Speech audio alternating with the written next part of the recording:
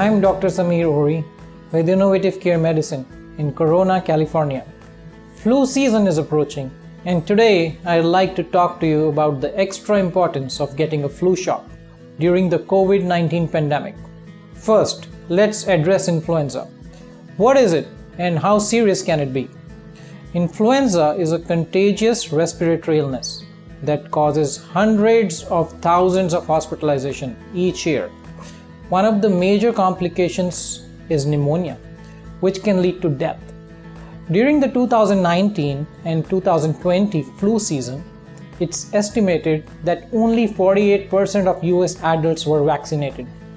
That led to 38 million flu illnesses, 400,000 hospitalizations, and 22,000 deaths, according to CDC estimates.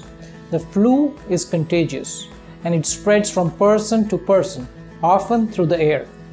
You can also catch the flu by touching something that the virus is on, like a shopping cart handle, a book, or a doorknob, and then touching your nose or mouth. People with flu can have fever, chills, dry cough, general aches and pains, and a headache. They feel very tired. Children sometimes have upset stomach and vomiting.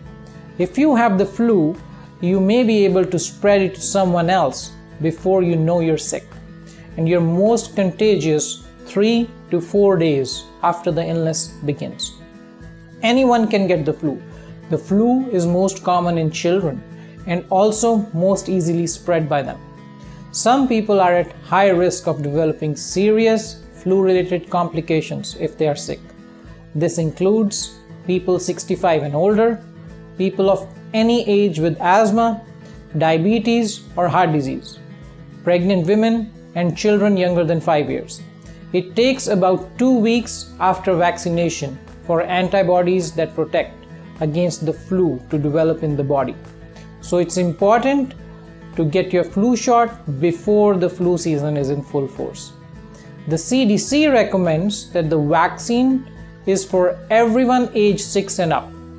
This year, health officials are concerned that a peak in COVID-19 cases could overlap the flu season and cause a surge of seriously ill influenza and COVID-19 patients. We would then be in the position of having too few hospital beds for these patients, as well as for heart attacks, stroke, and accident victims. Additionally, it is possible to get the flu and COVID-19 at the same time, which would make you very vulnerable to complications like pneumonia, sepsis, respiratory failure, and death. Getting the flu vaccine minimizes your risk during the pandemic. Now, I'd like to answer a few of the most frequently asked questions. Can a flu vaccine give you the flu? This is the number one question I get. No, flu vaccines cannot cause flu illness, period. Flu shots are made with either dead viruses or with only a single protein from the flu virus. The nasal spray vaccine contains live viruses that are weakened so that they will not cause illness. Some people report having mild side effects after receiving the vaccine. The most common reactions people have to flu vaccines are far less severe than the symptoms caused by the flu itself. Why do some people get sick with flu-like symptoms after getting the vaccine? There are a number of reasons that this might happen. Number one, the flu vaccine does not protect against other illnesses like the common cold, and the illnesses can have similar symptoms to the flu. There can also be other strains of flu not covered by the vaccine. It takes about 2 weeks for the body to develop immunity after receiving the flu vaccine. It is possible that a person exposed to the virus before they were immune.